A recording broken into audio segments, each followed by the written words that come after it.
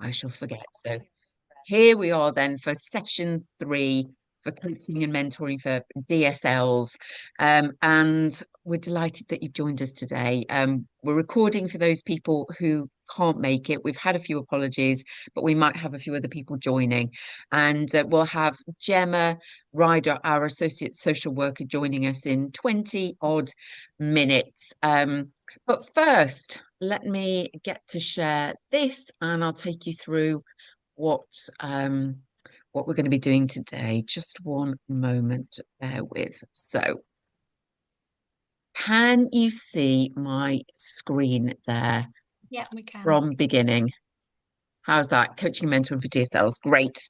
Yeah, that's Lovely. So we're on session three. I can hardly believe it. Although Emma and I were saying it does feel like a long time ago, mm, from February. And a little bit mm. on that, when this session is done today, we will be um, connecting with all of you to really welcome your honest feedback about what you found most useful about this program and what else you might like to have had and what lessons we can learn for moving forwards. My sense is it sometimes felt like doing these group sessions termly has felt like it's been quite a long distance of time between them. But at the same time, what we've been trying to factor in is just how busy you all are and not wanting to kind of set you up for a whole series of sessions that you would struggle to attend. But there's probably a balance somewhere in between. So hold your thoughts on that for the minute, but we really, really will welcome your feedback in the days to follow. So, as ever, please try to stay focused on the session. I know it can be hard when our mobile phones are pinging. In fact, I'm turning mine over so that there's no temptation to see anything that may ping up. Um, and we know you'll have emails and everything, but this is a moment for you to equip you. We've got a great coaching tool for you today, and a really great opportunity to get some additional insights and information from Gemma and to put any questions to her that you might have about cases, policy, practice, and protocols from a social work perspective as well. So, as ever, please do engage and share. If I can't see anything in the chat while I'm delivering, Emma will keep an eye on things and she'll certainly interject and stop me. So, a little bit of a recap from where we were in February, back when it was in those cold days, cold, dark days. We took a look in that session at DSL dilemmas. And then after about 40 minutes, I skedaddled off to another delivery. I know I did. And I left you with Emma and Gemma, where there was a navigation through the threshold model and looking at escalating concerns. I know you looked at case studies. Anything stand out from that, Emma, that you just wanted to mention? I think it was the case studies, and I think what was lovely actually is there were some questions around them. Nobody felt that they couldn't ask those questions, which felt really nice. And Gemma gave some really comprehensive answers as well. But I think fundamentally, what underpinned everything Gemma shared was it comes down to context. So although we can go through a case study together and based on the information we've got right now, kind of give a best fit next step. Actually in practice, there's wider context to consider every time. And that's really what she hammered home. Let's never take anything completely on face value. Let's look at what we've got on CPOMs. Let's look at what we know about the family. Let's look at what we know about the agencies we've got supporting us. So I found that really useful to listen in on. Mm, great. Thank you. Um, so for today, so we've had our little recap, and I'm going to invite you to, in a moment, but not just yet, to share what challenges you have faced. And then I'm going to share with you the energy allocation process, which you might find useful. It's something which I first started to use about 4 years ago when I was made aware of this particular tool. And I find it incredibly beneficial to help me to manage quite a disparate workload. And I was using this actually when I was still several years ago in the same situation as you in being a DSL. And I found it helped me massively. And we know as a DSL, you'll have curveballs possibly every day, certainly every week where something crops up. That you hadn't scheduled or expected. We know that. But this energy allocation process is about looking to equip you with a system which can give you as much control as possible over your not only your time but specifically your energy. And then we're going to have some social work insights with Gemma. I've asked her to do a reminder in particular why language matters, and then some refreshers around strategy and core group meetings, and the chance for you to ask her anything at all about cases, protocols and practice. But firstly, we're keen to know, since we last met, what kind of challenges in particular, either personally or professionally, but we tend to focus on professionally, but if there's been anything which you've had to tackle personally that's had an impact on work and you feel that it's safe and appropriate to share, that might be a really interesting insight as well in terms of what you learned, what do you think you did well, and what might you do differently potentially. Do either of you feel that you might be able to share? Just admit Kate into the meeting as well. I'll say hello to Kate. Welcome to the session today. And you've just joined at the moment that we are having a moment of reflection about challenges that you may have faced since we last met as a group together in February. What you've learned from that as a leader can be in your capacity as a DSL or more broadly in your role in school or college, what you've learned, what you did well, and what you might do differently following any learning. I Welcome, do need to leave at 11:30. I'm really sorry, just so you're aware. No problem at all, Kate. No problem. And thanks for letting us know. We'll have a good chance at delivering a good chunk of content by then. So that's all good. It's great that you can join. Any thoughts around this that you feel safe to share? Shall I go? Yeah, please, Melissa. Okay, so I was the DSL new this year, but had been on the safeguarding team, was DSL last year. So this year has been a real learning curve in that I have taken on all of that safeguarding myself. Last year we were part of a 3-strong team, but because of our leadership model this year, it's really just been me. So I have learned an awful lot in quite a short amount of time. And so I'm feeling more confident now probably than I did in February. We've identified that although there is still a team, that the team is not here all the time. So next year we will be changing things so that we've got me and a DDSL on site all of the time to have those. It's just those sense checks, isn't it? And are we doing the right thing? What do you think? That kind of thing. So that will be really helpful. I think what I'm still struggling with is the lack of signposting. We've got loads of cases in our school where they don't meet threshold for social care. But we have run out of what we can give them as a school, and there aren't that many services to signpost them to. And so they sort of fall in between maybe FIS and us, and we've not had the greatest of successes with FIS recently in our families. And then I think what we struggle with as a school, not just me, is that we are then the only professionals that those people can get to easily. And so we feel like we're dealing with situations that we are not trained to deal with, some quite serious, mental health situations, domestic violence, drug, alcohol, those kind of situations where we are not skilled in those areas. So that's been quite a challenge since February, I would say. And probably ongoing, isn't it, with the situation in Somerset currently? Yeah. Thank you. Thanks for sharing that. And firstly, it's great to hear that you're feeling more confident since February because you've had so many more experiences and been at the helm, and there is there is no substitute for that. You know, all the training in the world can't replace the richness of learning on the job as well. But the key thing is that you have the support you need. And I really hear you on those lack of services to which we can signpost.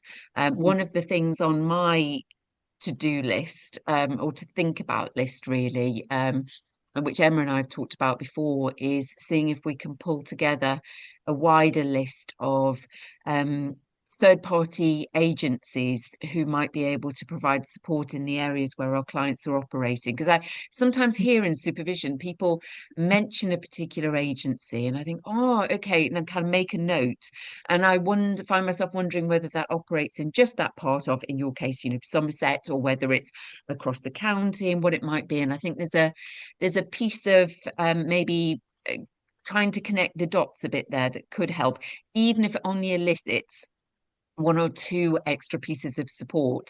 It could be really beneficial. So thanks for sharing that, because it's been on my mind for a little while about that listings exercise we could look to do. Thank you. Anybody else? I'm happy to share next if you want. Is that all right, Kate? Thanks, Sarah. Yeah, Go great. for it. So I couldn't attend the whole session back in February. I think I got called away, so I missed. I think I left about the same time as yourself, Judy. It's been a very difficult year for me with regards to when I first joined this coaching group. I was actually off work at that stage with stress related concerns, so built myself back up, went back to work in, I think, the November of last year, this academic year, and then I had a family bereavement in January, which actually quite had a big impact on me personally, and we all know how it feels to then have to juggle that personal emotion and other people's emotions out of work and your professional capacity at work as well. So what I've learned with regards to that is understanding my own boundaries much more than I used to, because I have to now. So I'm now supporting my father with regards to his emotions. Thankfully, no care needs as of yet, thank goodness. And I've also learned, just to explain the structure of where I am, I'm in an FE college and I manage, well, 5 at the moment, safeguarding officers. So I'm the DSL, but I have 5 staff under me.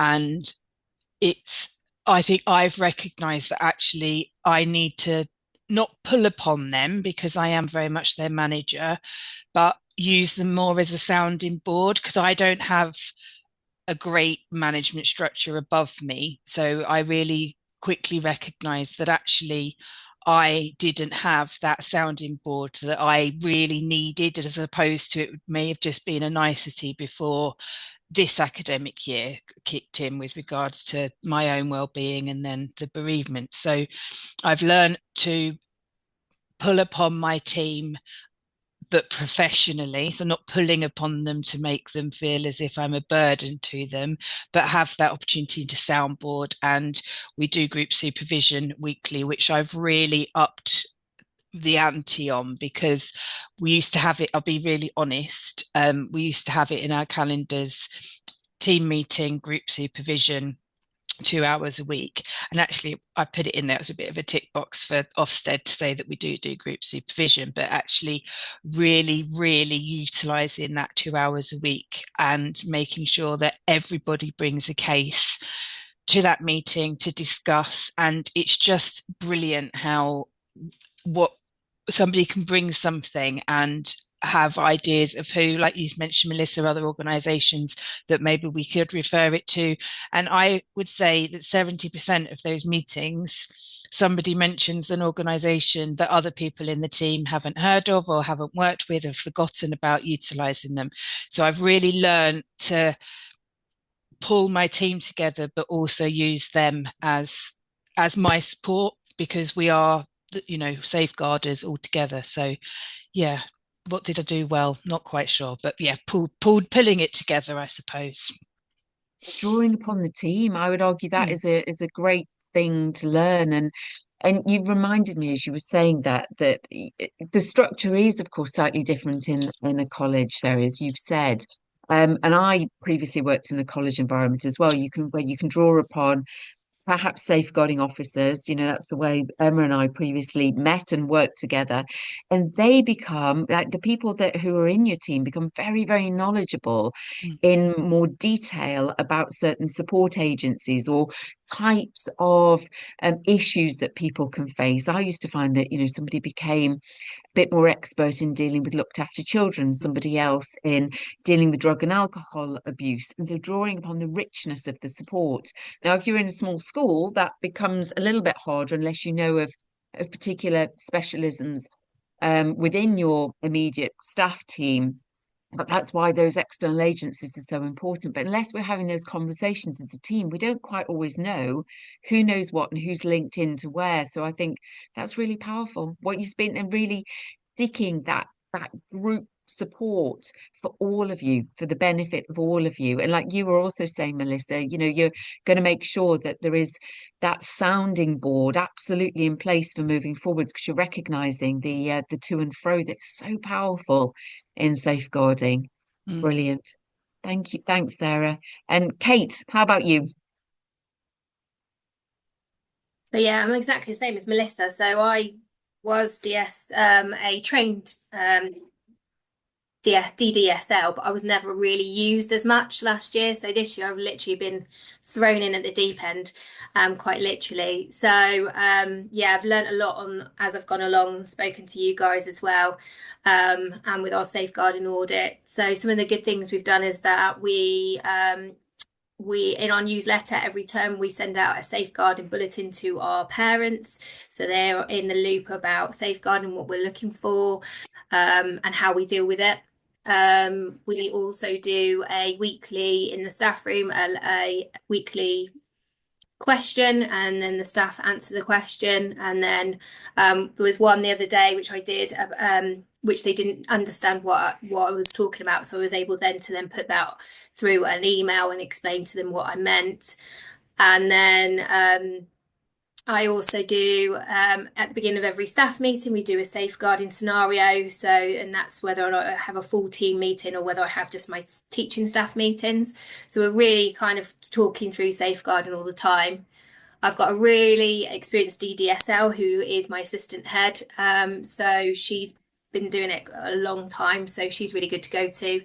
And also my exec head's really good to go to if I'm not sure as well. So I go between the two of them if I need any advice on something that I'm dealing with. Things that are not so good, I've had a lot. When I talk to, it's communication mainly from social workers.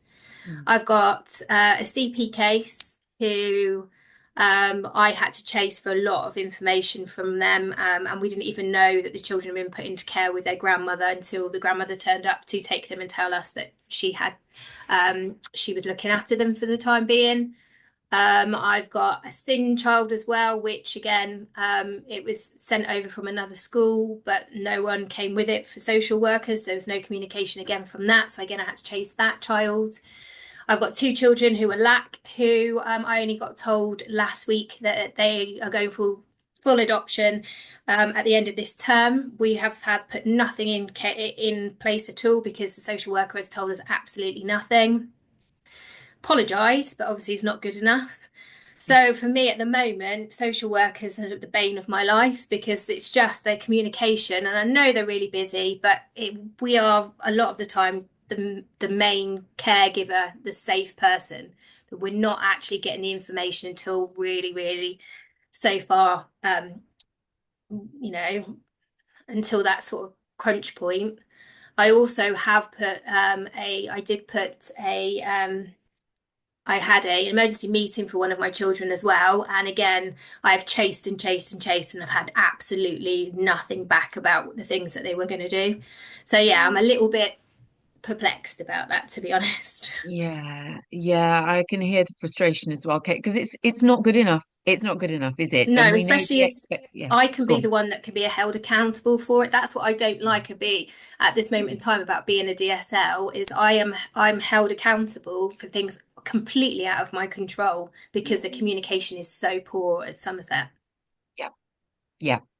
And that's where your record keeping is so important. And, we say this not only because it's really important to have everything as up to date as possible on CPOM, so we know exactly what's happened and what's in progress and being actioned vis-a-vis a child, but also, and it is important to be clear where next step responsibility sits, i.e., that you and the team have done everything up to that point that you can do, that you are doing what you can do, but you made really clear to others what is expected of them. And if they're not doing what they're doing, um, stating it clearly to them and in your records of what kind of danger and uncertainty and lack of support for a child to enable them to thrive that is resulting in.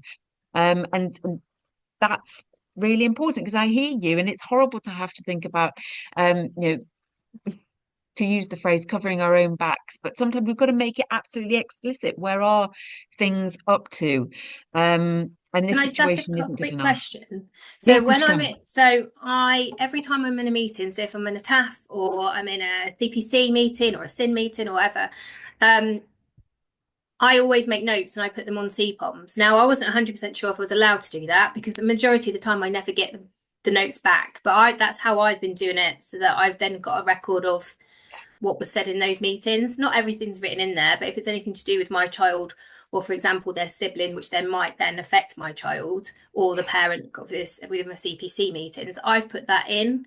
So the only things I normally get are my RCPCs. So obviously they're much higher and somebody else's note taking, and it's a much bigger affair than a CPC.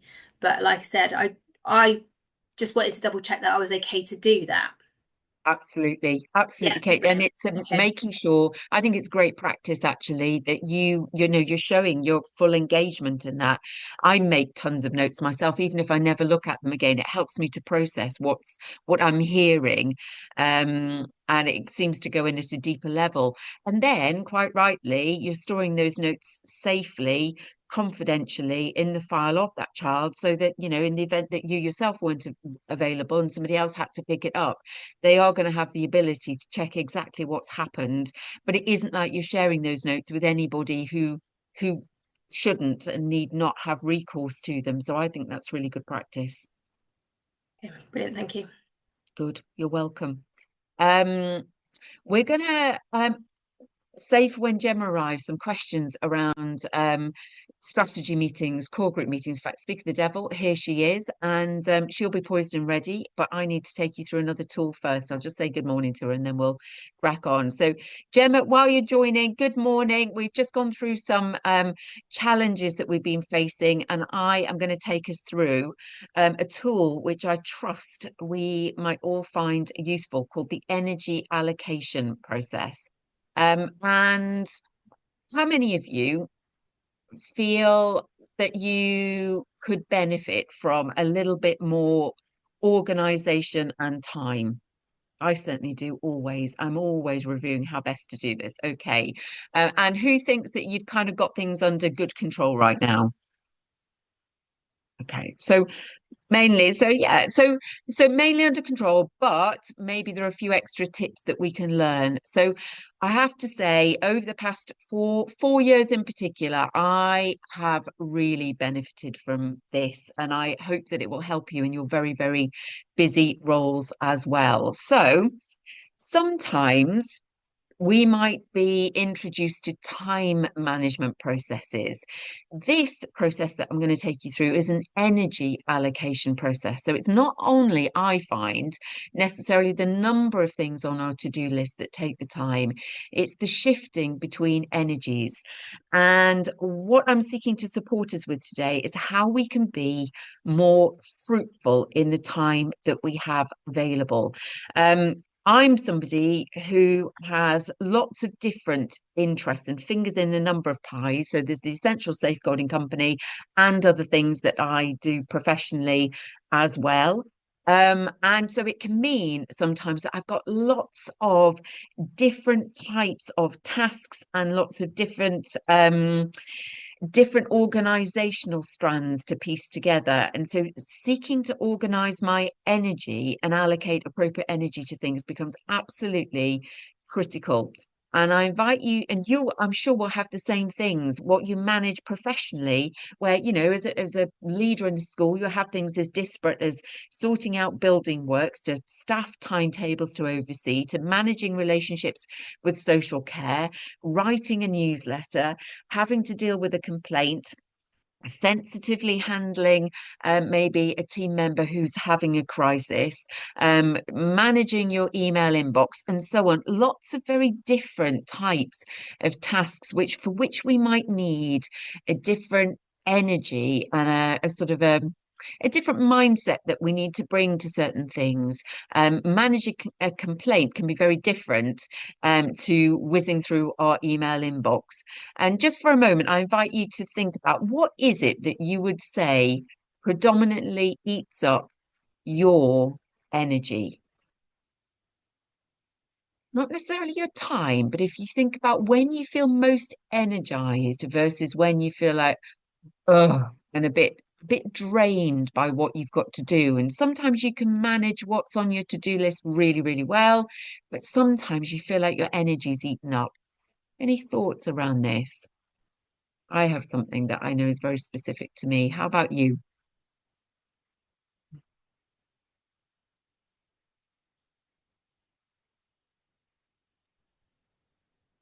I think it's probably paperwork for me.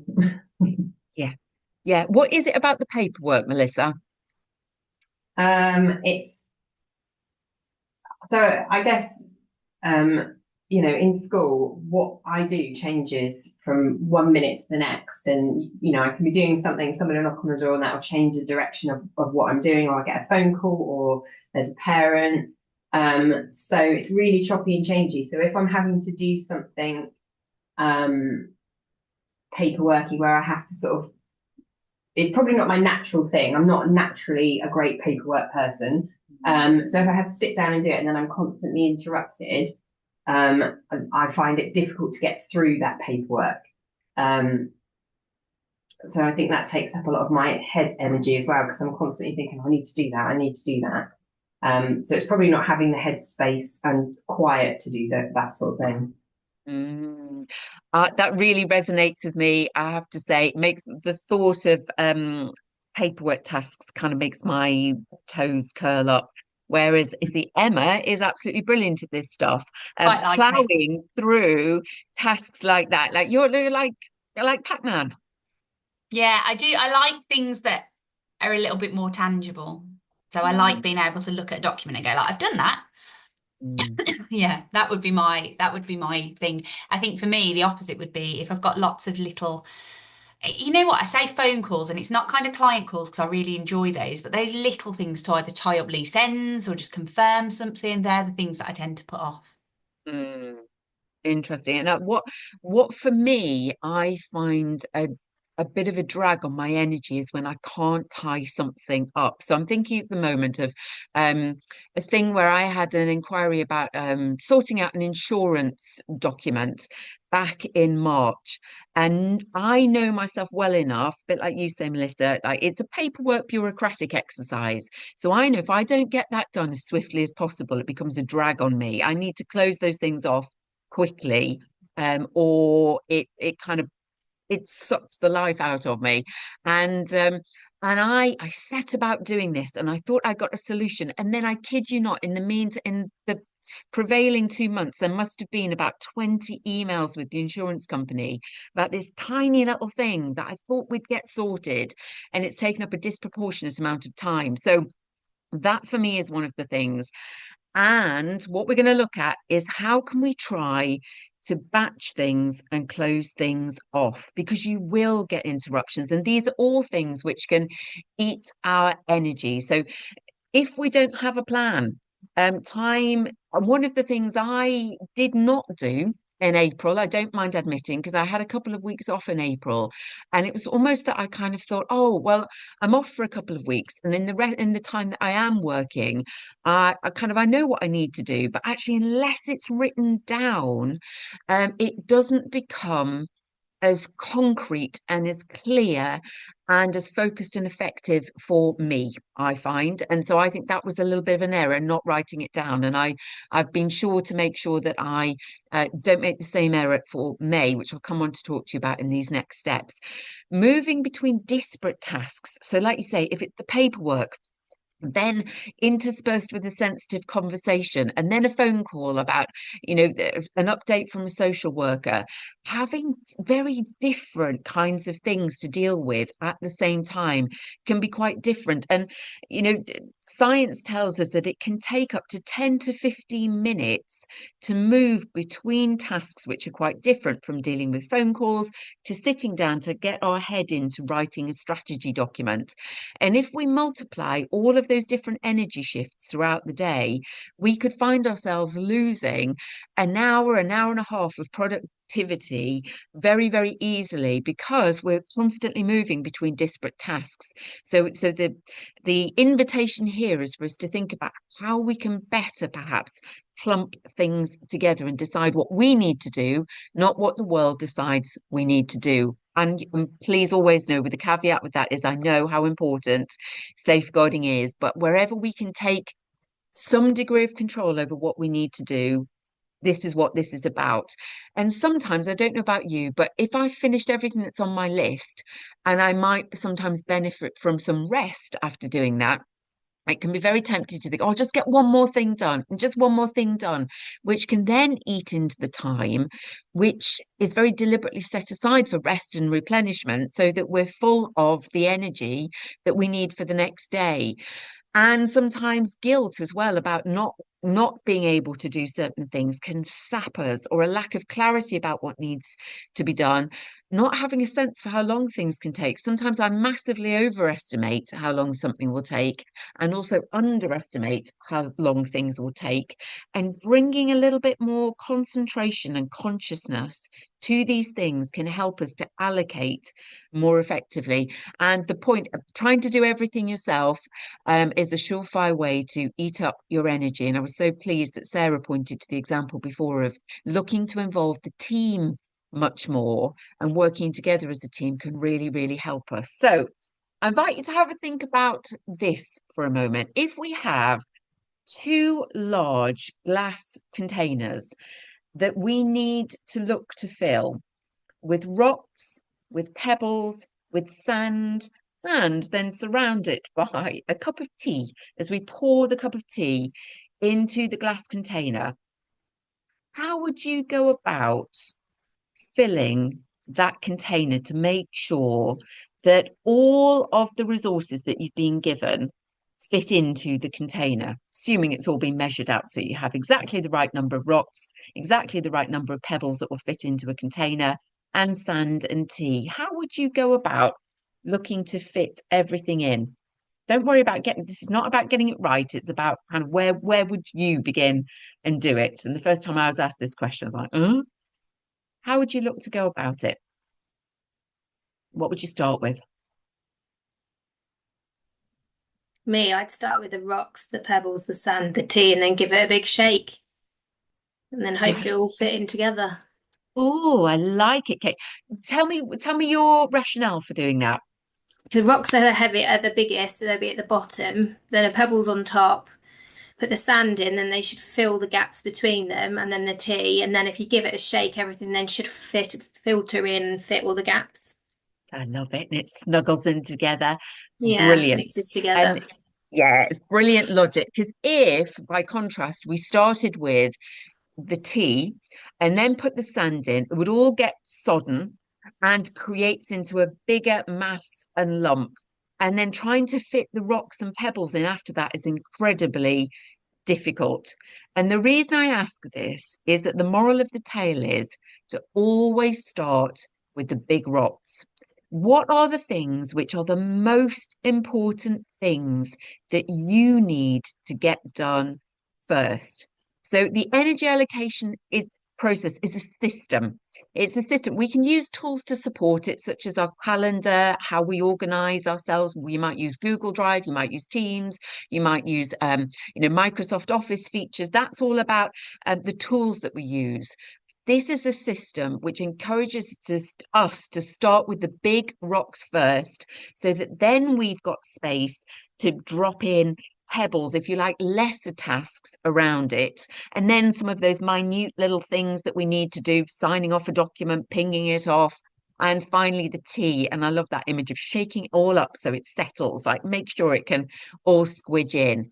We've got 5 steps to this energy allocation process. I'm going to take you through the monthly allocation, the weekly allocation, the daily allocation, how we prioritize, and then tracking progress in these 5 steps. And of course, you'll have the recording afterwards as well to help you with these steps. But firstly, one of the things I look to do every month is to take an overview of the month that I can see coming up in terms of what appointments and big commitments are in there. So for me, looking at May, I've been taking a look at, okay, which days are out for training? And then where have I got quite chunky meetings for which I need to prepare for things? Where am I doing supervision with clients? What other meetings might I have? And May, I have to say, because of our bank holidays, and I'm taking next Friday off, it's really condensed it into a bit of a squidge. It's a bit of a challenge this month, and the lesson for me from looking at the month ahead is actually, if people look to ask me, as they sometimes do, like, do you want to meet and have a discussion about future possibilities? Right now, there is no extra space for anything other than the must do's in May. It is looking pretty full. I've written a brain dump down on all of the things that I have going on. So starting to think about, right, okay, I've got 3 deliveries coming up next week. What things do I need to have ready? Not everything is ready, but I've started the brain dump on what I need to have so that almost my subconscious brain is then beginning to think about those things and starting to plan and anticipate and tying up some of the things that help me in preparing for that. And one of the things that can really help us on a monthly basis is to do a master task list. So I've got all of my key deliveries and things that I need to do and deadlines, both the dates that they're happening, but then by when I need to have them ready. Some will be in your control, some will be outside of your control.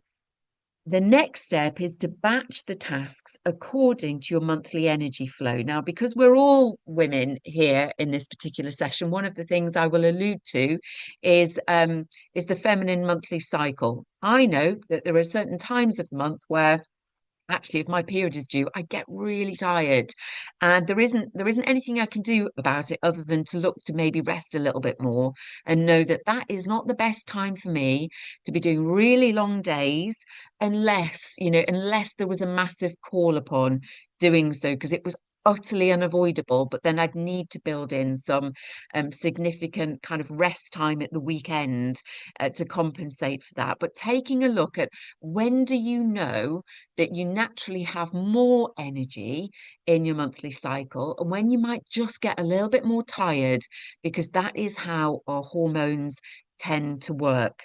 So take a look ahead to what you know of your cycle. Where does it make sense to get more done? Because you know that you're just feeling more sprightly, you've got more about you, but where your hormones take a slump, we haven't quite got the same degree of estrogen and testosterone, that is not the time to be trying to power through unless an emergency happens. So that's step 1.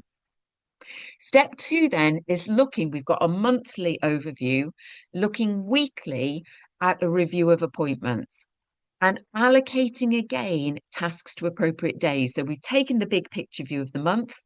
This is about looking at, okay, so on a weekly basis, what does that mean for the week ahead? And when it says allocating tasks to appropriate days, who thinks that it would be a wise idea to look to start writing their strategic plan on a Friday afternoon? No, I don't either. And the reason for that is our energy is coming to a bit of decline. Like, we've given a lot of ourselves during the week. If we're going to try and write documents where we need more thinking time and power and energy, arguably a Monday or a Tuesday is probably the time at the start of the week where we've got more impetus to go, right, I need to get this done. And anyway, in the world of safeguarding, we know Friday afternoon, in all likelihood, something will be raised that is going to demand our more urgent time and attention. So not a great time for us to have anything necessarily scheduled. Perhaps doing some of those lighter tasks, stuff to just try and clear off at the end of the week, can really help us, and then which are not a number one priority, because if we get interrupted on Friday afternoon, then it's not the end of the world that we haven't, got that thing signed, because we could still move it to Monday if need be. And this is where we're then batching for energy matching, fitting tasks wherever possible for our optimal energy for that week. So me, for Friday afternoon this week, I've set aside some time. We know we've got a client who's facing a particular crisis. If they need me on Friday afternoon, I don't need to do anything else. If they don't need me, fine. I will clear out some paperwork and do some filing. But if they need me, they've got me for this coming Friday afternoon. I won't be writing our business plan for the next academic year. And then in terms of daily allocation, then each day taking a look at, okay, so that's the week ahead. That's what I believe is going to be happening. Now I'm going to review my tasks for today. And looking at our task lists, there might be things which come over from yesterday, and there might be things which crop up in our emails. Now, the advice that I was given a long time ago, and I think it's great advice, if you can answer something in less than a minute, get it done and gone in whatever times of day you allocate for emails. And I strongly advise you not to get into the habit of being beholden to them all hours of the day. You decide kind of when of your chunks for checking emails, and you can have out of office replies which tell people if they need you urgently, phone you for goodness sake, or come and see you in school or college. Don't be beholden to them. Decide when you are going to have those check-ins. And then each day, what are you going to have to ditch for that day, or what can you delegate reasonably for somebody else to do? But if we are going to delegate, we need to be very specific with people about what exactly needs to be done. They could have a bit of control of the how it's going to be done, but what needs to be done and by when and why. Why does that matter?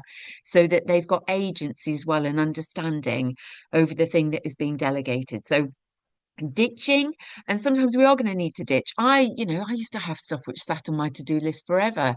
It isn't that I didn't necessarily desire to do it, I was just never going to have the time to do it. Some stuff will have to get ditched, and we're always going to need to triage, because urgent things will crop up all the time, where people will always want you for things which are urgent to them, but is it urgent and important to you?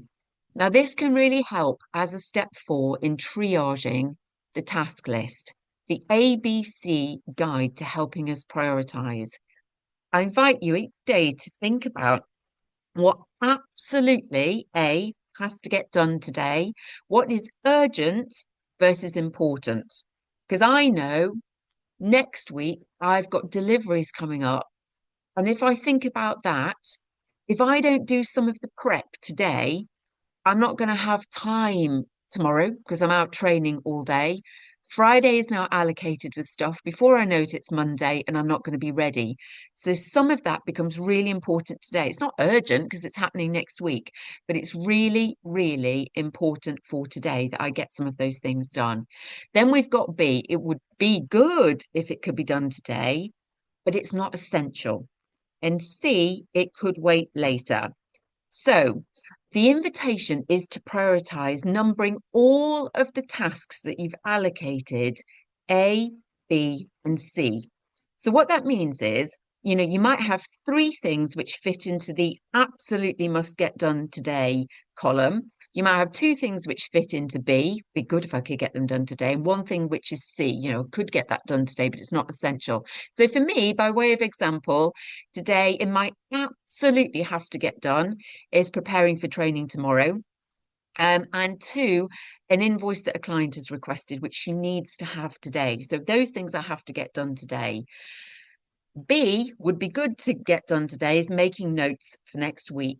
And 2, on my mind is thanking someone who really helped me in the past month or so quite a lot, and I'd really like to thank them. It would be good if I could do it today.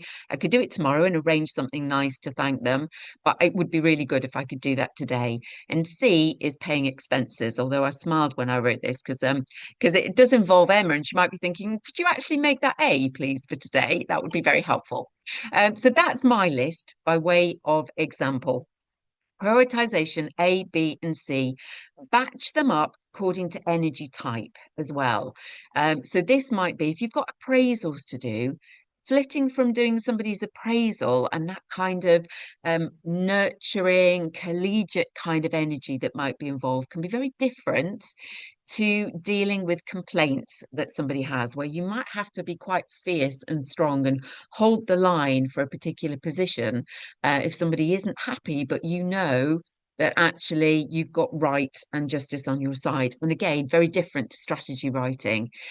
Where we can add time frames. If you know you can get something done quickly, and it's one of those either grains of sand or a pebble that will fit around other stuff, and you've got your big rocks done, get it done.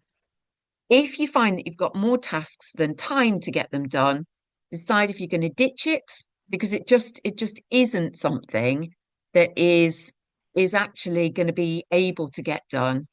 If it must get done, but you can't do it, delegate it or reallocate it for another day or time. One of the things that I find can really help me to feel like I'm making some progress in all of this is to mark down when I've got things done. I love ticking off things on a to-do list. Anybody else loving things, ticking things off a to-do list? Yeah, it can be so satisfying. Or delete stuff, which actually you might sometimes I have things that I need to do, and then circumstances prevail, which mean it doesn't need to get done at all. Like it takes over. Brilliant. Delete it off. You could put a little smile next to something on your list to know it's in progress. It's not yet done. You're not going to get to tick it off yet, but it's in progress. Good. And then an arrow to indicate if you've delegated it to somebody and their name or initial, so that you've got that aide memoire as to where has it gone. It's not sitting with you anymore. You've not ditched it, but you've delegated, telling them what needs to be done by when and why, and an arrow for anything to move to tomorrow so that we can see progress that we're making. Because I don't know about you, sometimes it's felt like progress can be quite difficult to track. And our overall aim for you in this is feeling energized.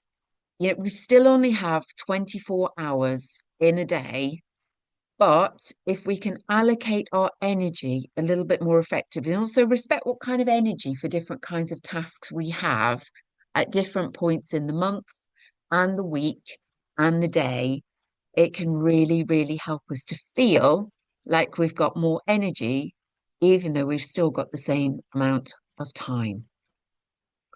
And there we go. That is the energy allocation model.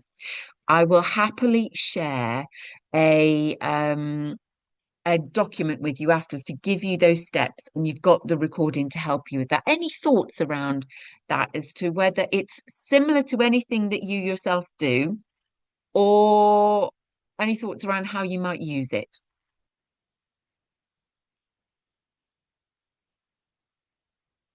What do you use currently? How do you get organized? I used to do on Microsoft. So it just gives me a list and then it just shifts across to the next day if I haven't done it. And then when you tick it off, it makes a really nice sound. So Oh, that's nice and rewarding. Good. And Kate, what do you do to make sure that you don't just keep transferring stuff? Because some stuff might not get done. What do you do? So, like I said, it does shift to a previous day. So I have got some tasks on there that are my tasks that I want to do, but I just haven't got around to doing them for the last couple of months.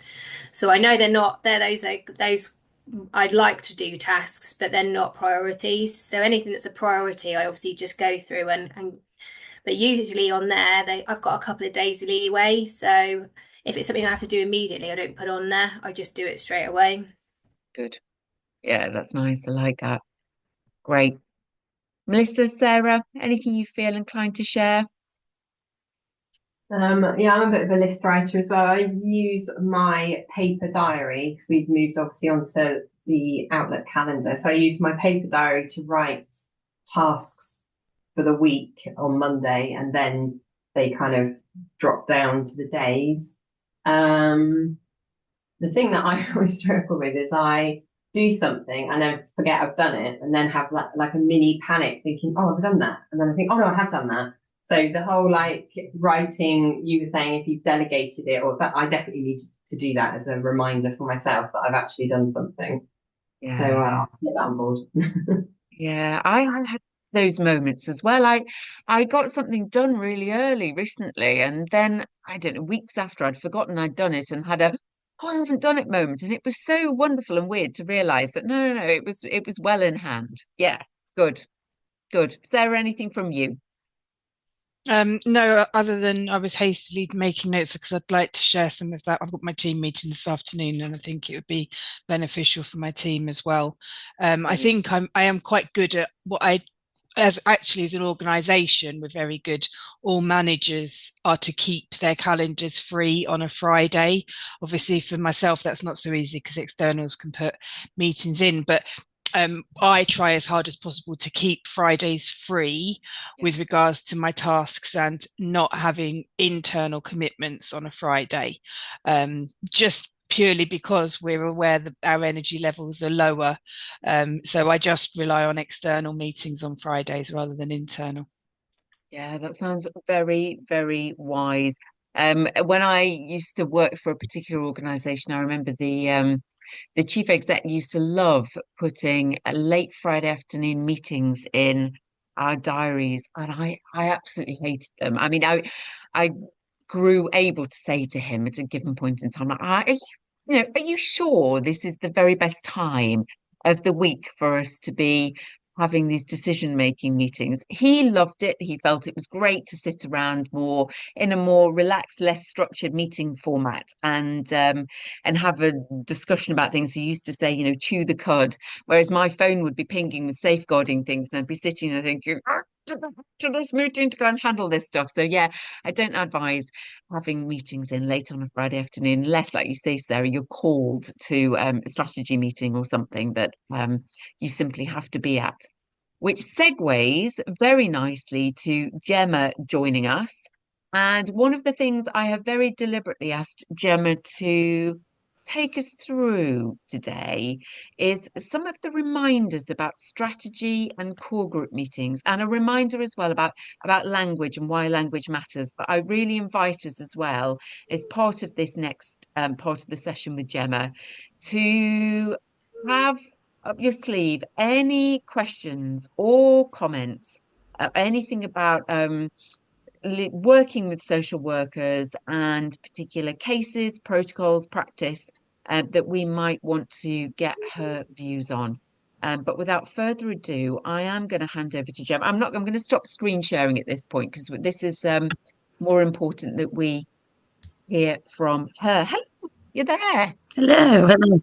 I am there, and bear with me because there's still rubbish sat on my chest. So obviously, once I get talking and get going, I should be okay. But yeah, thank you, obviously, Trudy and Emma for having me back. So one of the things I thought if we do first is if we can watch a video from our lovely friend Mark, who we like to kind of watch videos and look at because he has a company called L30 Relational Systems. Mark's been around really for many years delivering restorative practice training. I have picked one of his other videos today where he actually talks about effective statements. So things that I suppose can help us really in terms of when we are trying to get the point across to social services of obviously how concerned we are. I think, I've talked about it before in terms of, how we're delivering messages. And sometimes I think, unfortunately, we can find that social workers, particularly those that are in MASH settings or front door settings, they are having multiple calls in a day. And unfortunately, as we're talking about with energy and just even processing, unfortunately, they're probably going to feel on some days that they've had multiple calls that are very similar. And it's about how can we get across that actually that this, we need some action here. So it is about how can we help the person on the other end of the phone to understand really, but also if we're not happy with certain decision making with social workers, or we've got a different perspective, it's ways that we can challenge that without that coming across in kind of any particular way that's confrontational, or like I say, it's social workers that unfortunately are going to tune out and potentially not listen to us. So hopefully I can share my screen.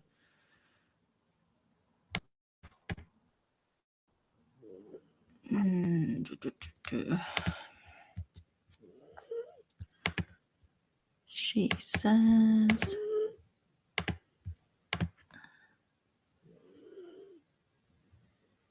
can we see that? Is that working? It's coming, Gemma, it's coming.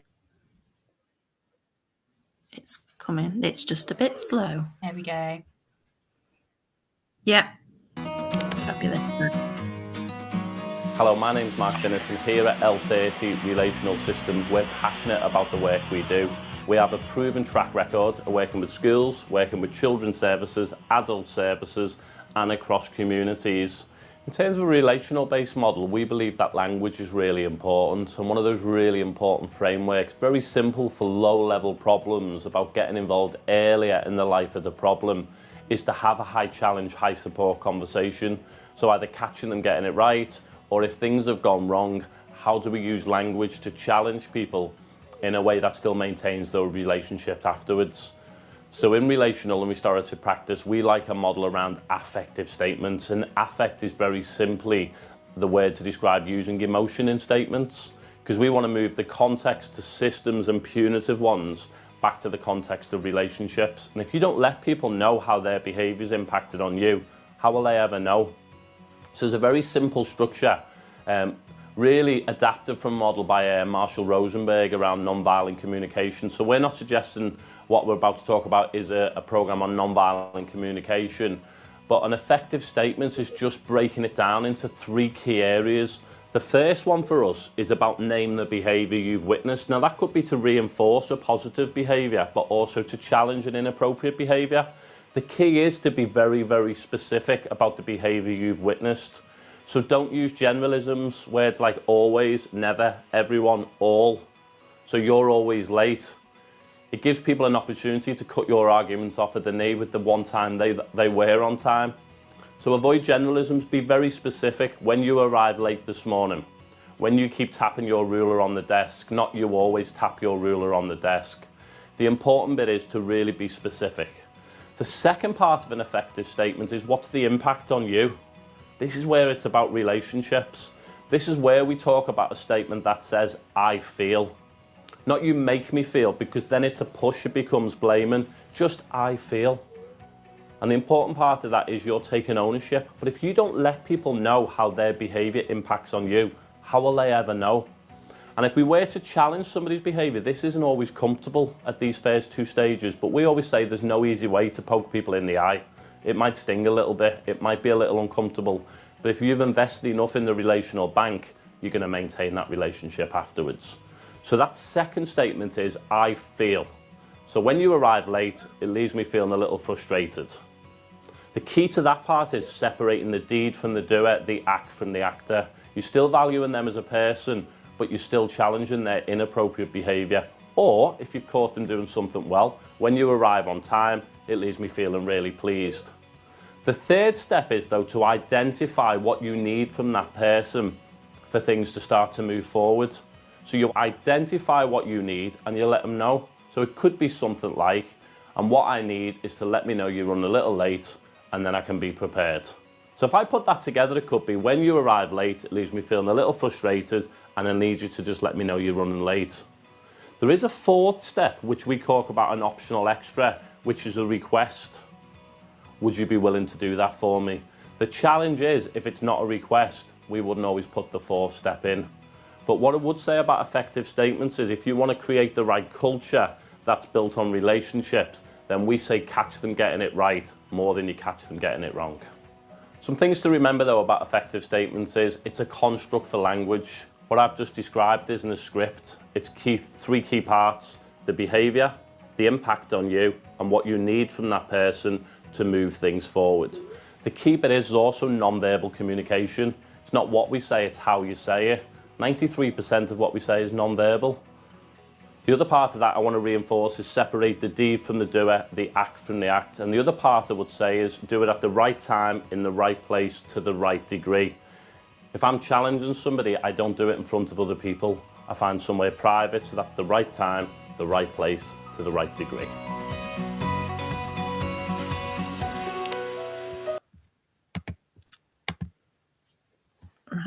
I think I'm back now.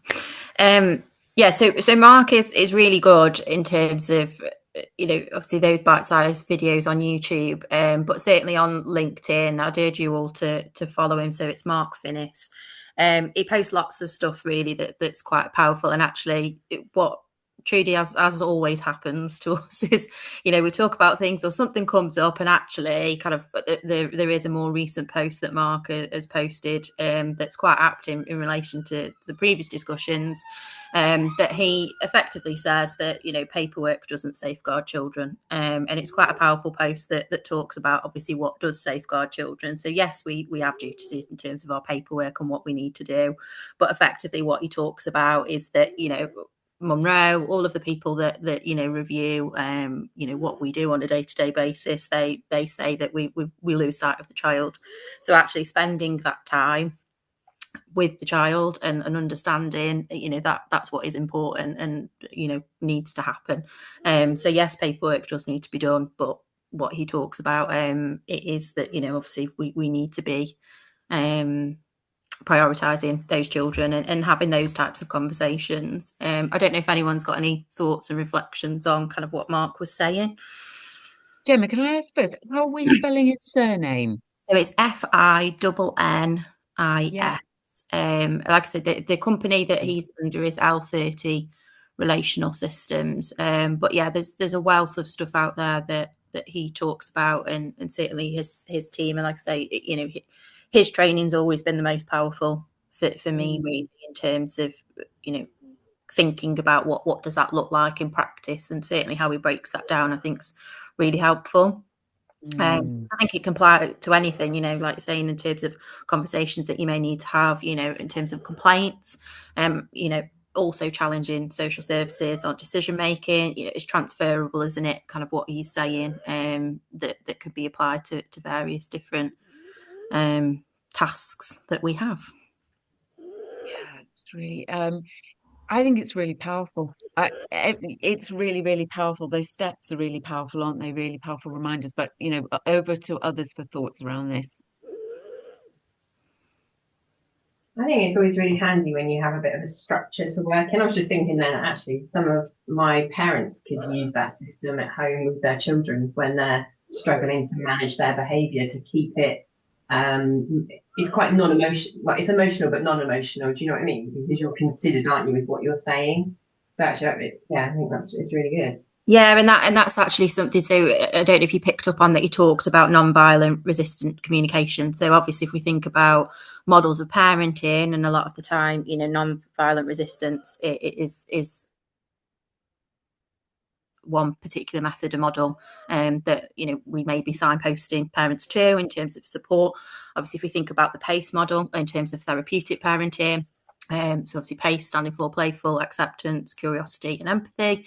Again, you know, that is another model that fits quite well. So like you say, in terms of even just those conversations that parents can be having with their young people and children, it's a very powerful method. So yeah, certainly, you know, it's transferable, but I think it's also helpful for us as professionals to be able to be thinking about those things when we're having those conversations. And obviously what you talked about when he said in terms of a request, you know, if we've got concerns, you know, it's about how we pull into what do we know in terms of processes that we can actually ask for that request. So, you know, linking to what we're talking about, obviously, in terms of the processes, you know, strategy meetings, core groups, all of those things, it's requesting documentation, isn't it? It is a way to be able to understand process. And certainly it was a conversation I was having in the day job yesterday at court, that for me to understand how I can effectively make my recommendations for a young person, what I was saying was that at the minute I don't really have any documentation for me to get my teeth into and read about this child and this young person. And actually, you know, we've got multiple professionals that will know these children, but in terms of who is responsible, obviously there'll be certain assessments, there'll be things that will be written about a child or a family. And certainly for us, if we've not got that snapshot, we need to be able to read something to get a sense, so that we can then go away and make our inquiries. And I suppose that's the same for yourselves in terms of, you know, social services will have certain information, or there'll be, you know, police information being shared at a strategy meeting that you will need to kind of understand. So actually asking for those minutes is really important, isn't it? Because you then need to have the time to look through that, digest that information, because then actually you can then contribute. And I suppose it's the jigsaw puzzle piece in terms of fitting through what your observations are on a day-to-day basis and making sense of that, because we need to have that analysis to what is going on for a child and family. So certainly, you know, the requests at the end of an effective statement, I would be saying make sure you are making requests for actually what do I need in terms of what I know that the process and policy tells us. And obviously the Bible that we've got is the working together documentation in terms of what tells people very clearly what the expectations are in terms of what we're needing from them, and certainly from social services and police. Now, the thing is, Gemma, that it's a huge document, and love it as we do, and important as it is, what would be really handy, I think, a question that I have been asked a lot recently in training, is how do we neatly explain the differences between strategy meetings, core group meetings, and anything else that might be organised through the MASH? And what can we, I know this is a two-part question because I really encourage you to kind of explore it with us and explain things in a bit more detail. What do we need to do at each of those meetings? What can we reasonably ask and expect? And it's really interesting to know about timescales as well, you know, how quickly things need to happen, how long they run for. So the whole shebang, taking us through it step by step would be great. Yeah, so certainly, obviously, if we're at the point of a strategy meeting, so if this is a brand new piece of information, this family is not known, you're making that referral, or someone else is making that referral and inviting you to that strategy discussion.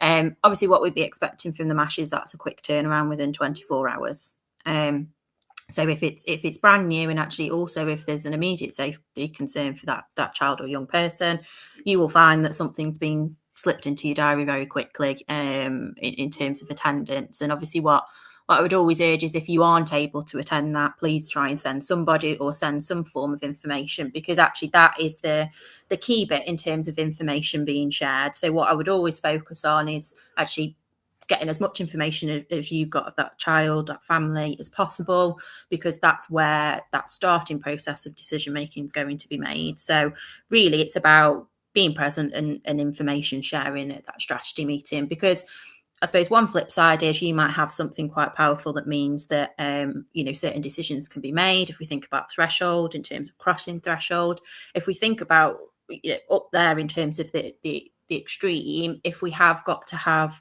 police and social services go out and immediately safeguard that child, you might have some information or some form of evidence that means that child does need to be removed from that situation. If you don't attend and don't share that information, then it might be that decision can't be made. So, it's remembering that if you've got something that you've observed that has happened, and that additional information, unfortunately, as a social worker, I have argued too many times with police about them using their police protection powers, their decision making around that, lots of hiding in a corner in the family home, arguing with a sergeant on the phone to say, my observations are that this child needs to be immediately, safeguarded. And it's remembering that actually social workers don't have that power, do they? So sometimes we need that additional information to be able to present that to the police to immediately safeguard. So in terms of the strategy meeting, what I would say is it's information sharing. That's how I would focus on it. It's information sharing so that those decisions that can be made. I am hoping that in this day and age now, we are moving away from the traditional of turning up at a strategy meeting and making a decision about whether a child and family is put on a child protection plan. That isn't what a strategy meeting is necessarily for, in terms of that shouldn't be the direct focus. We know that at some point that decision's coming, but it shouldn't be that we're going around a room saying, do you think these children should be on a child protection plan? What it should be is a reflection of, are we confident that this child is being safeguarded and can be safeguarded with what's in place at the minute, or is it that we've actually got to step up our intervention? So certainly it's thinking about that, because then the next step would be is that the final decision at that strategy meeting is whether a Section 47 inquiry needs to be done. Now, Working Together says that Section 47 inquiries have to be done within 45 working days. But what you'll find, obviously, within local authorities is they're going to have their different policies, their different, kind of decision making. If we think about child and family assessment, it can vary. Like I say, the maximum is 45 days. Some local authorities say 30 days, some say 40. So I would look at your local safeguarding board in terms of the policy for that particular local authority. But in terms of the Section 47 inquiry, so what the decision making should be from all of the professionals in that strategy meeting is, should this progress to a Section 47 inquiry, which is obviously led by a social worker. That is where the social worker will then go away, have those separate conversations outside of that meeting to gather more information, and they will be the ones to determine whether they are taking it to a child protection conference. So it shouldn't be that everyone in the room is going, yeah, let's take it to conference. You will find that people will be saying that, and that will be the narrative that you hear. But actually, the focus of that meeting should be, is everything in place that we need for this child to be safeguarded, or is it actually we've got to go away and we go and make some inquiries? Because ultimately, that's what the strategy meeting's for. Obviously, a strategy meeting is only for the professionals. Family members may be notified of a strategy meeting in terms of the parent or guardian, but we may find that obviously if we're that concerned about that child's safety that they're not notified.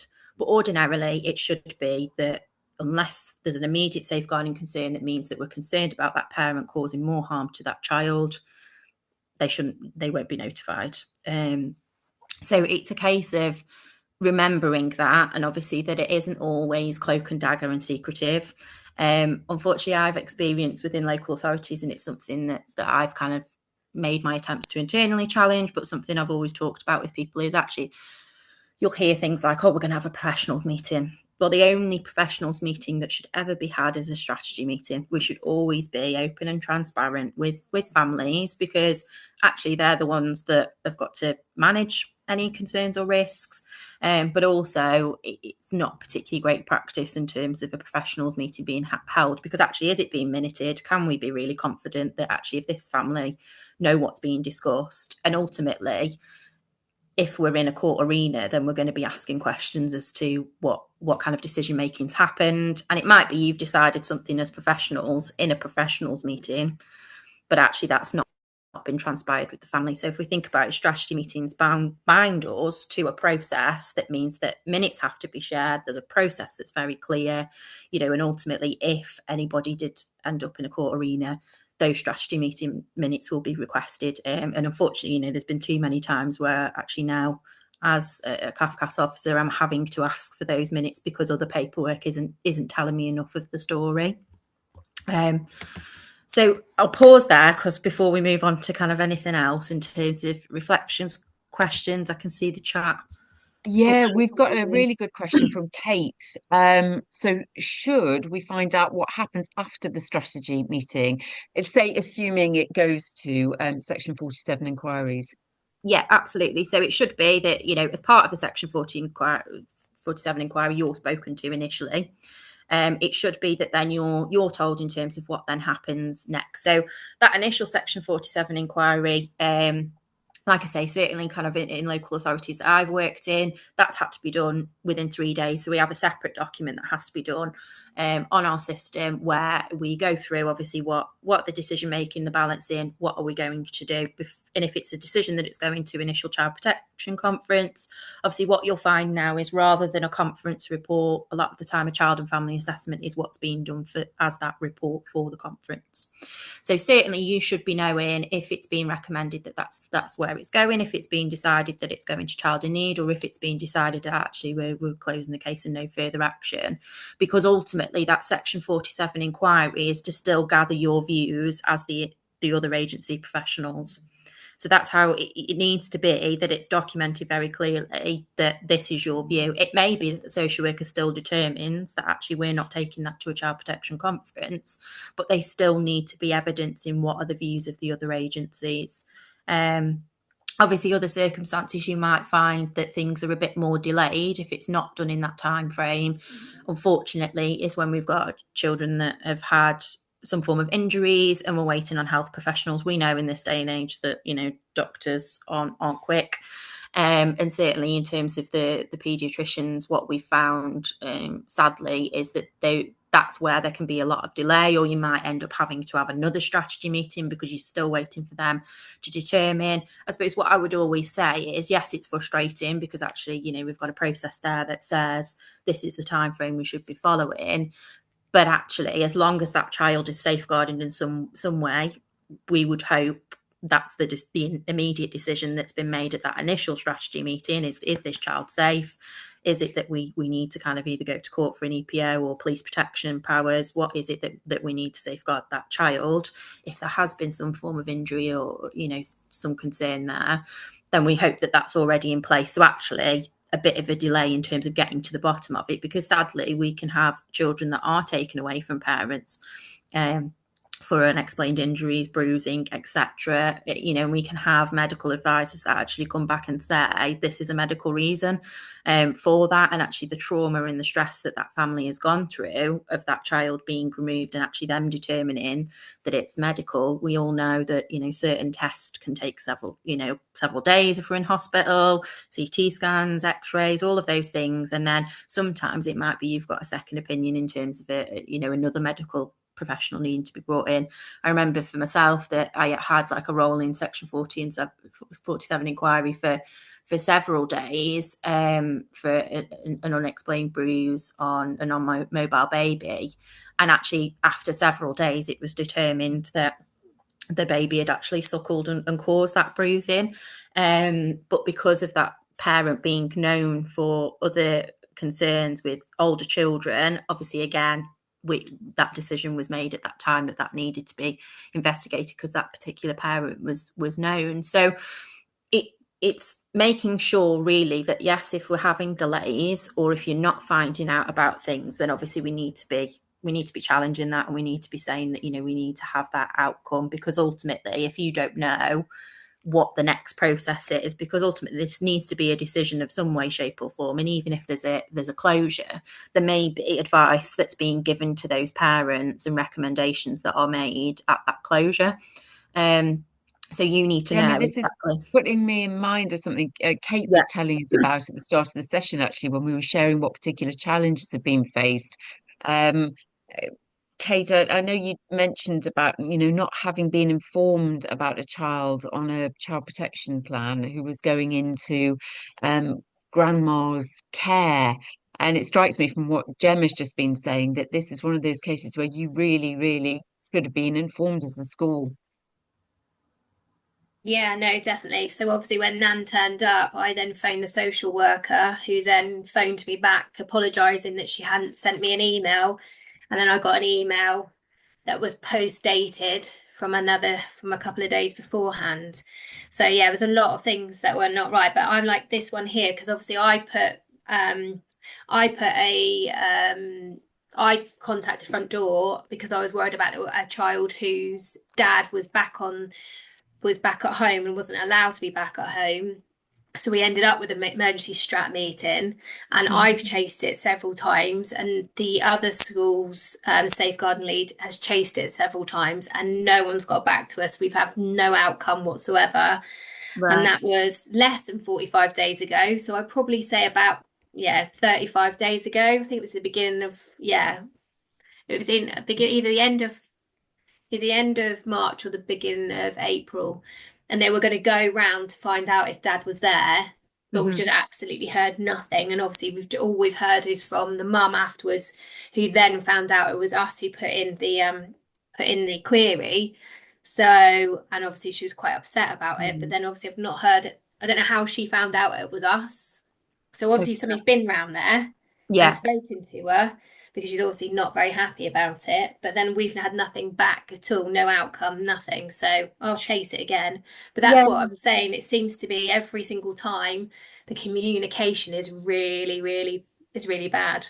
Yeah. Unfortunately, as every social worker, unfortunately, I'm not saying you, but every social worker, so I've got 1, 2, 3. So yeah, 3 social workers every time I'm chasing them or finding out late. Like I said, I've got an adoption as well that's going through, who we actually only found out at the end of last week that they're leaving at the end of May. For the May half term. We didn't even know they were going. It's just things like that. It's really, really, you're doing your best that you possibly can as a DSL, but you are constantly coming against this lack of communication. Yeah, and I think it's something. So if we think about, systems theory here, and actually, if you're seeing that across the board you've got multiple social workers, you've got multiple issues, then actually, what do we need to do to get a response now? Because obviously you're still carrying on with escalating kind of individually, and like you say, if you're not getting that response, I would be looking to ask for kind of team managers' contact details to say that you need to escalate it. But actually, it might be, as an organisation and as a school, you now need to look at kind of how do we get to have an open and transparent conversation here about what our concern is, that you've got multiple case examples now where you're not being communicated with about that decision making. It's linking back to working together in terms of what the concerns we've had. And if we look at a lot of serious case reviews, particularly if we've had changes of schools, or we've had children that have moved out of area and information sharing hasn't happened, we've had further issues and delays in terms of children being safeguarded. So it's whether there is anything that you think you can do in terms of somebody escalating that internally and actually having that frank conversation with somebody more senior within the local authority. Safeguarding board as well, if it is that you're having these issues, because ultimately you don't know kind of what the serious nature is of that. And like you say, if you're not being told what the decision has been around that father being in the home, then how can you make sure that if that child comes to you and says such body's been in the loft, or he's been here, or I've seen him, how can you then make sure that you can support that child, because you don't know what decision's been made? And I think it's putting that across that actually, if social services are making a decision to close and not take any further action, then what they're effectively saying is that universal services are managing it, because that's their age-old thing to say, is that actually this can be managed by universal services. So what I would say very clearly is, if I'm the universal service that's got to manage this, I need the information to be able to do so.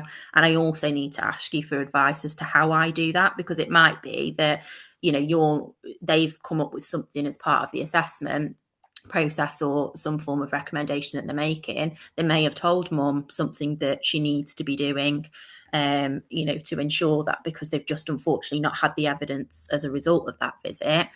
But actually then that's that you're the eyes and ears to be able to monitor that if that occurs again. So it's about, that transparency with them, that, you're not doing this to be difficult. You're doing this as, well, you're putting it back onto me in terms of safeguarding, and this is what I need from you to be able to do that.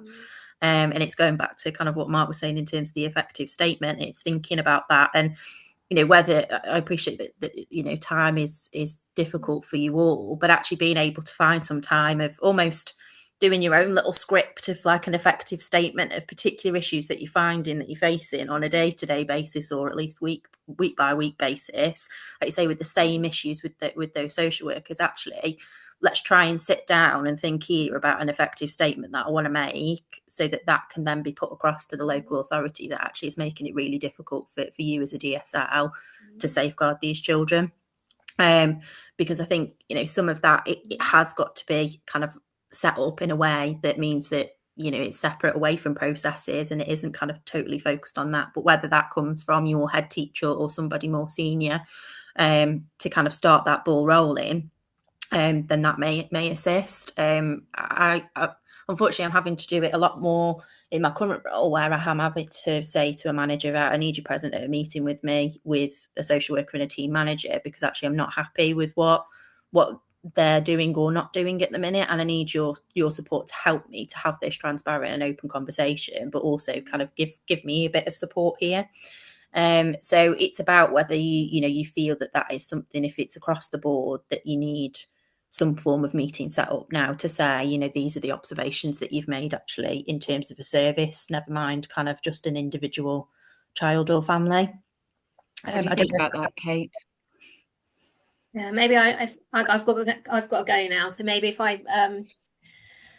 put a meeting together between me and you, Trudy, and then we can have a quick chat about what I can say and what I should say and that kind of thing. Yeah, so because obviously it's three different areas, isn't it, as well? So we've got Strat, we've got CPC, and we've got adoption. It's not all the same people, unfortunately, in the same areas.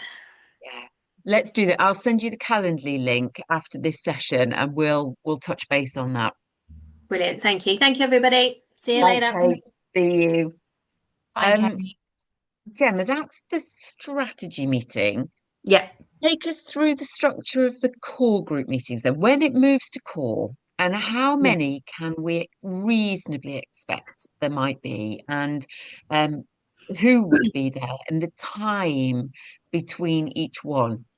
Yeah. So if we think, if that section 47 inquiry is said, right, we've got to take this to child protection conference, that's obviously within 15 days. So your initial child protection conference should be held within 15 days.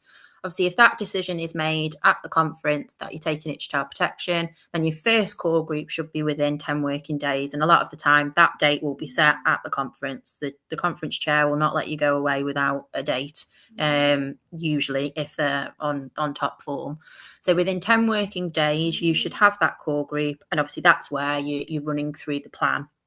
Like I say, it's front loading as much as you can in this process in terms of strategy meetings and, kind of that part, and giving the information as part of the section 47 inquiry, because what it should be is that we've all had documentation as we get to that conference. That means we've read all of the information's already been shared. This is where we should be focusing on this plan and whether threshold is met for a child protection plan, because it is getting that balance of, well, actually, if you've got parents that are openly saying that they're willing to work with something and voluntarily saying that they're going to work with that obviously consideration is made in terms of whether this can be managed on a child in need basis. Obviously, there'll be other information, and another perspective, and that's the whole point, is that actually conferences shouldn't be going ahead without a member of education, police, etc., health. We know health don't always turn up, but effectively, in order for a conference to be correct, you need to have at least 3 agencies there, including social care. So that's why it's so important that somebody does need to attend and be present, because otherwise that conference shouldn't be going ahead. And I presume, Gemma, that the conference must include social care. That is, of the 3, that is the absolute prerequisite. Yeah, and obviously you would have the chair anyway that is under social care that would chair that. Like I say, they're changing names now, but in terms of, it's either a conference chair or an independent reviewing officer.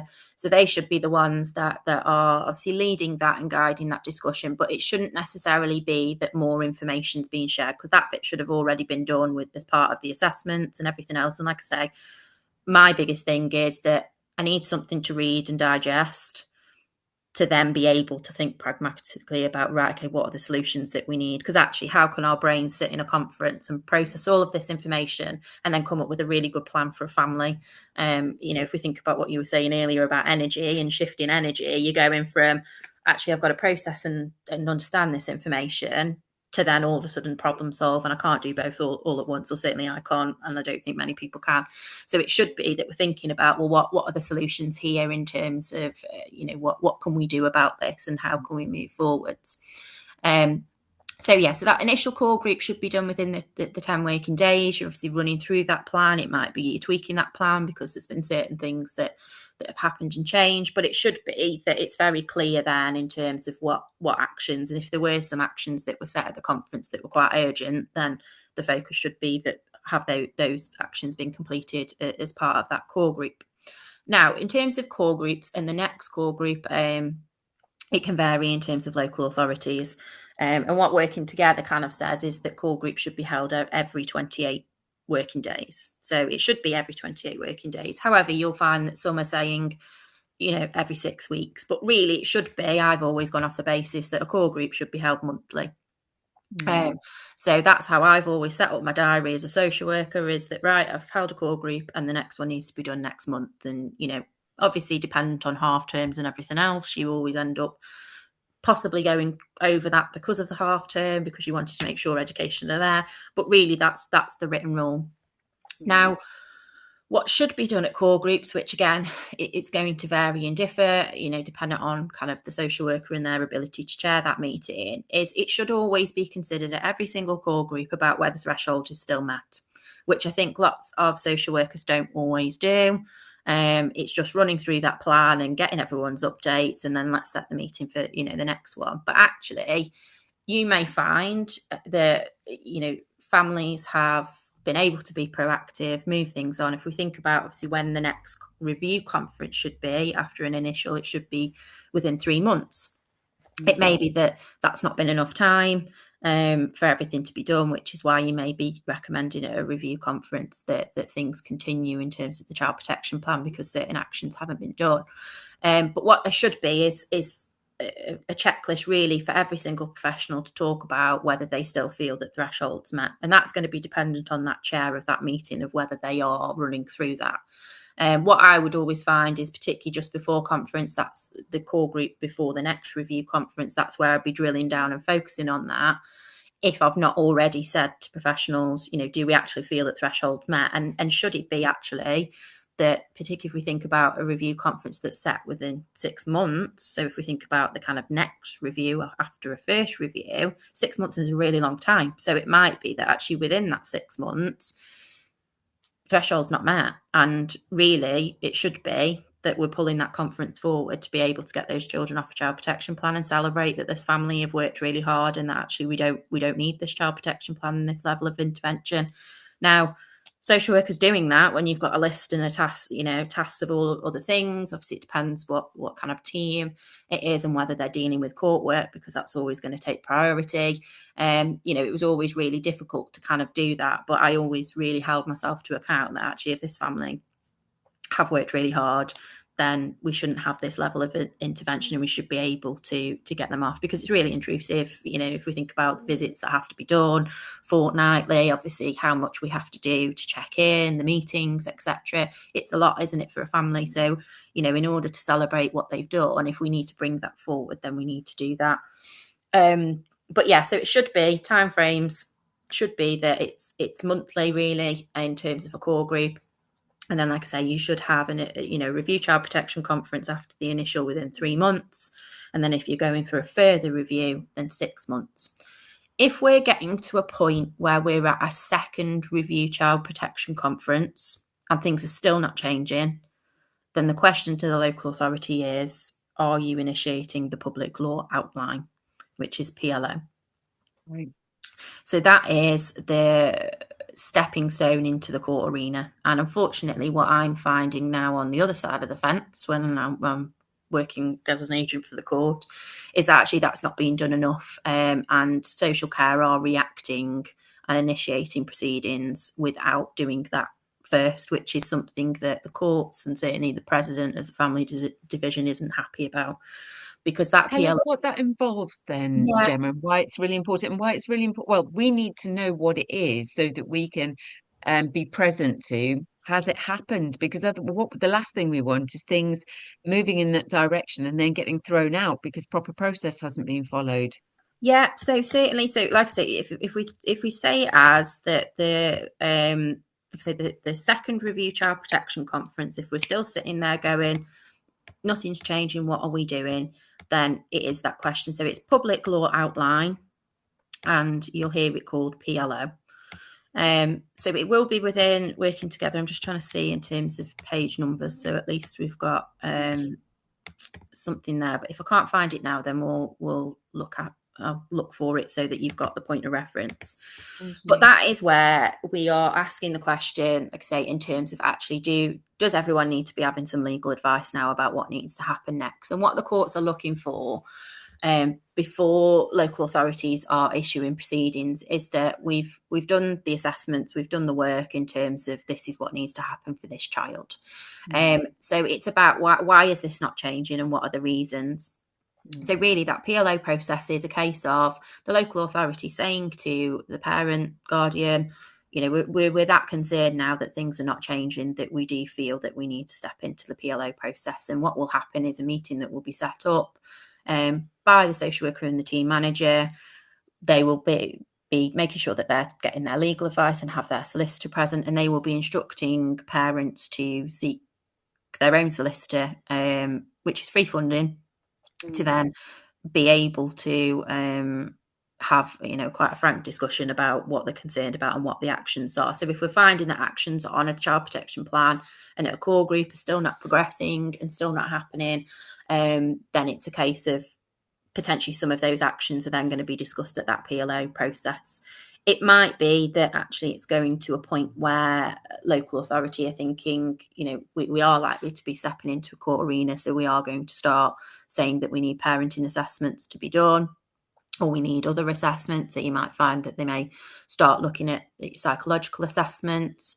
The other thing that the courts are quite keen on is knowing if a family group conference has taken place, because they're wanting to know, have we looked at the family system and is there anybody within the family?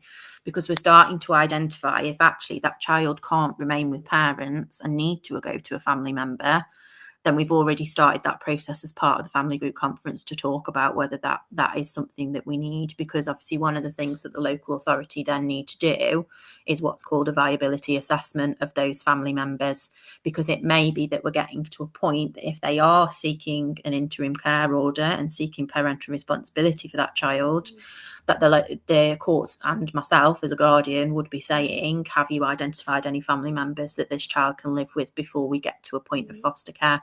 Obviously, there's always the circumstances where actually things have happened in an emergency, children have had to be removed and placed, and they may be placed in foster care, and it'll still be the question of, have we got any family members? So even if it's a case of that they're not going to live with those family members, that assessment will be done to see if that can be done further on down the line, because what we want is a triple tracking process of, if this child can't go back to their parent, have we got a family member? And unfortunately, is it a case of adoption, as we've said, in terms of circumstances and other case examples that you've talked about? What you would be expecting is needing to understand if the local authority have made a decision about a child living with a family member. I would be asking the question as to what process has kind of happened as part of that, because unfortunately what I'm seeing quite a lot of is children living with family members where at that child protection planning stage a decision's been made that can granny come and save the day and step in, but actually we've gone months and months and months then of this child living with that grandparent without any legal grounds kind of protecting them and supporting them.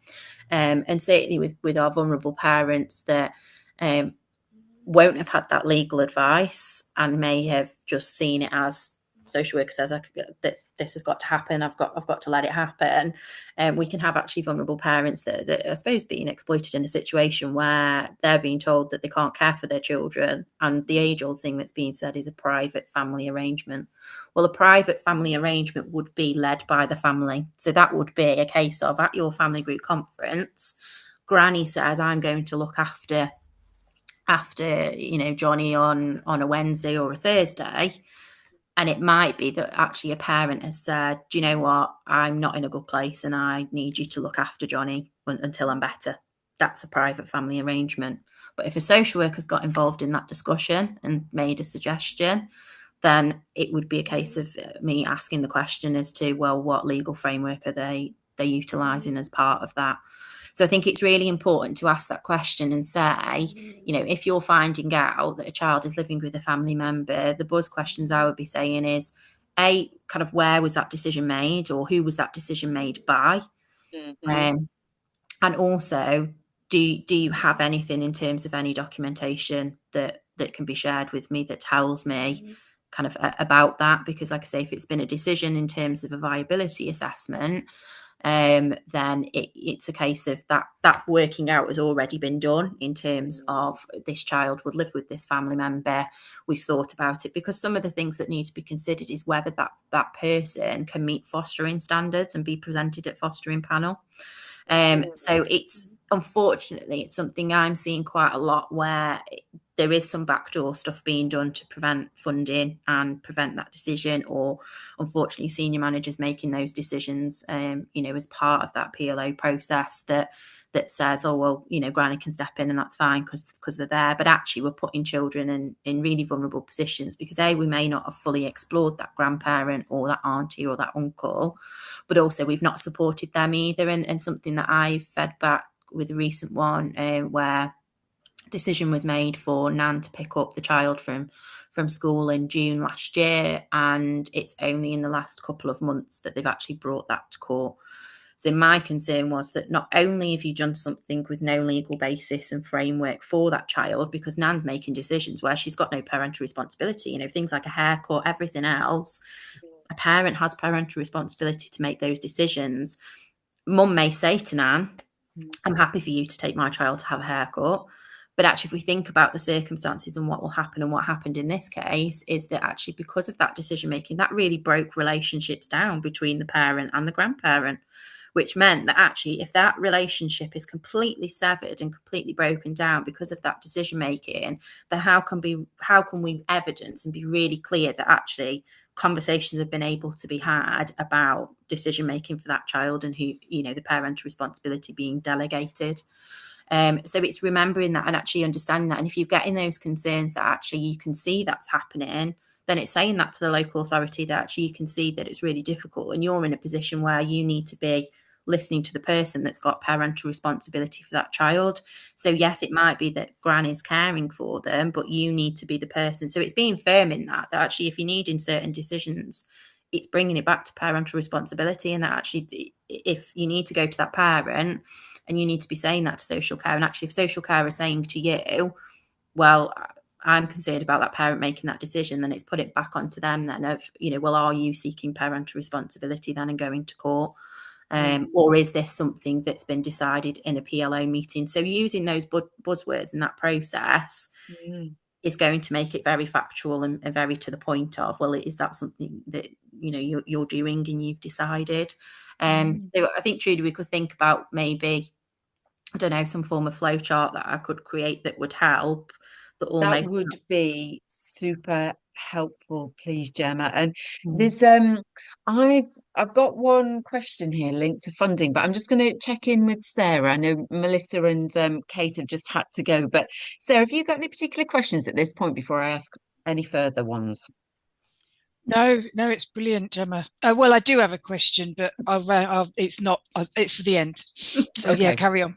All right, thank you. And so I was just I was wondering then about funding, Gemma, because I remember one of the DSLs whom we support making a recommendation to a family member who was in a position of providing interim care for a child, that they carry on kind of providing interim support because it would be financially advantageous. Not that they wanted to gain financially out of it, but they didn't want to be penalised by taking on, I think it was special guardianship, and then not having recourse to funds. So can you tell us a bit more about that? Because it really struck me that there is, if that is the case, a real flaw in a system that could provide penalty to family members who could genuinely provide good quality support and of course love and care for a child, but it's going to be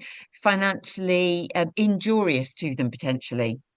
Yeah, so again, and I think that's the bit, and that's why it's putting onto them in terms of understanding if it's a private family arrangement, because that doesn't give them any of that security, you know, unless that parent, say for instance, child benefit, any benefits. So certainly, you know, I've had it where actually children, if you think about disability, living allowance, and different things, you know. Parents are still receiving that, aren't they? Because they're the ones with parental responsibility, and unless you've got confidence that they're delegating and giving that to the grandparent, the aunt, the uncle, then actually, yes, financially, they may not be in a position to be able to support. Unfortunately, that's the bit that local authorities obviously are being sneaky about, because they know that if they are assessed and if there is an interim care order, then they are liable for them in terms of funding. So in terms of giving funding and, you know, fostering allowances, obviously that's what they're bound to do. Obviously, if it's getting to a point where, if we're thinking about special guardianship, then a financial assessment should be done as part of the assessment. So if we think about a viability assessment, it will then go through to a, you know, kinship, connected persons assessment, whatever that local authority wants to call it, which is obviously then your process to take that person to fostering panel.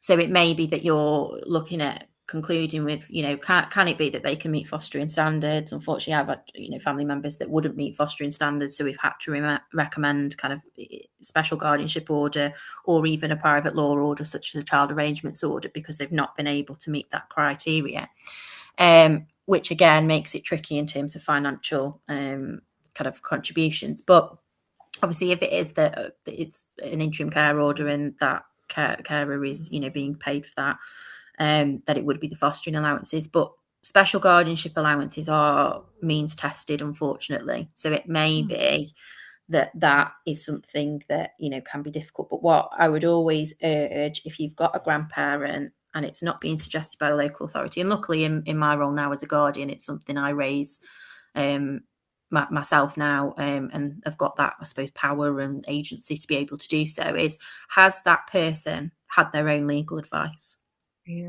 Because if they haven't, then I would be saying that before they're at a point where they're agreeing to a special guardianship order, legal advice is needed, because they need to understand what they're taking on and what the responsibilities are. Because sadly, I'm seeing that there's lots of breakdowns in special guardianship arrangements. You know, we've got teenagers that are then coming back into the care system because they haven't been given that support. But ultimately, them having that legal advice is what's going to help them to then be able to say to the local authority, this is what I need from you. And that SGO support plan that is done before we conclude proceedings. And like I say, that's where somebody like me would come along and scrutinise what's within that. Is that good enough? Is there other things that need to be in place? So is it that we need, you know, adoption support fund for certain therapy? You know, what is it that we're making sure that we've got for that child before we conclude proceedings? The court can't bind the local authority to do these things, but they can give their own indication of what they think is needed. And 9 times out of 10, you're going to find that the local authority are going to agree to something within that SGO support plan. So it's really important that they get legal advice. And actually, if they're not able to afford that themselves, then they should be saying to the local authority, I need you to fund my legal advice to be able to do this. And you'll find 9 times out of 10, they will do that to make sure that can be agreed and signed off. Fascinating. That I didn't know. Really, really, really interesting. Thank you, Gemma. Sarah, over to you. You've run it. What an insight into it. I mean, when you started, Gemma, I was like, well, I know what a core group meeting is. But no, fascinating. My question to you, Gemma, is, do you offer training? My team would really benefit from this. I'm based in Hertfordshire. We're very fortunate. Hertfordshire are great as a local authority. They really are. I know that because I work with other local authorities who run our boundary who maybe aren't as great. However, when it comes to training and the DSL training, and especially, you know, it's a day, it is ticking a box, because I don't feel as if they have had this in-depth knowledge and No. understanding, especially with the special care orders. So I'm just wondering, do you offer training? I mean, it's something I haven't been doing, but I'm sure with If I Trudy's put my support, email, yeah, is that something that we can discuss, Trudy? Yeah. Like maybe a 90-minute session with my safeguarding officers and my care experience coordinator, maybe an hour of delivery, and then they'll have tons of questions for you as well.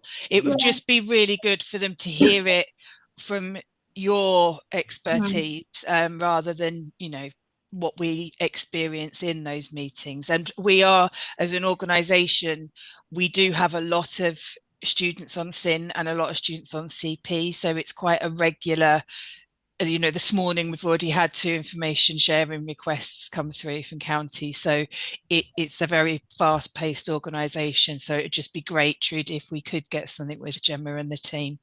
Yeah, absolutely we can. And Sarah, for you, just thinking about practicalities, no, I'm going to leave that because of the recording. I'll ask you separately about, Okay. you know, when and timing, and I'll figure that with Gemma. So Yep. thank you. We will happily get that Brilliant. arranged. I'm really Thank glad you've you. mentioned it.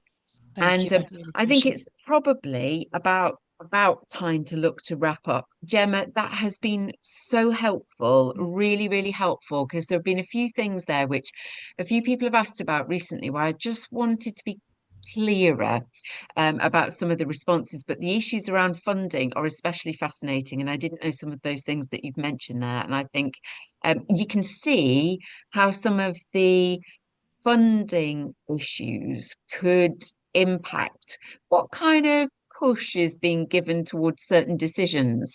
And you know, some of those may be okay, some of them might not be what might be optimal.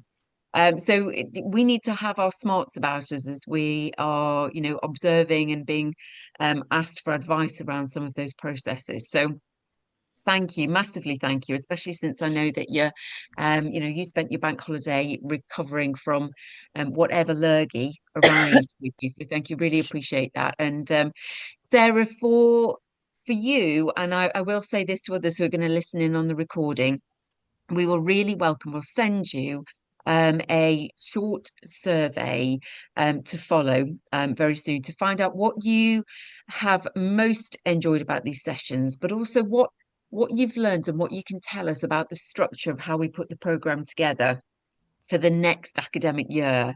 Because as I said earlier, sometimes it's felt like we've had pretty big spaces between these group sessions, but we also haven't wanted to overwhelm with the number of things in the diary when we know how busy you all are. So, but we're up for a slight recalibration if needed, and it'd be so helpful to get your views and the views of others as well to help us to get that in absolute tip-top condition, ready for a September start. So Absolutely. thank you. Brilliant. Wonderful. Thank you. And lovely to see you all. Great And to see I you. will catch up with you soon, Trudy.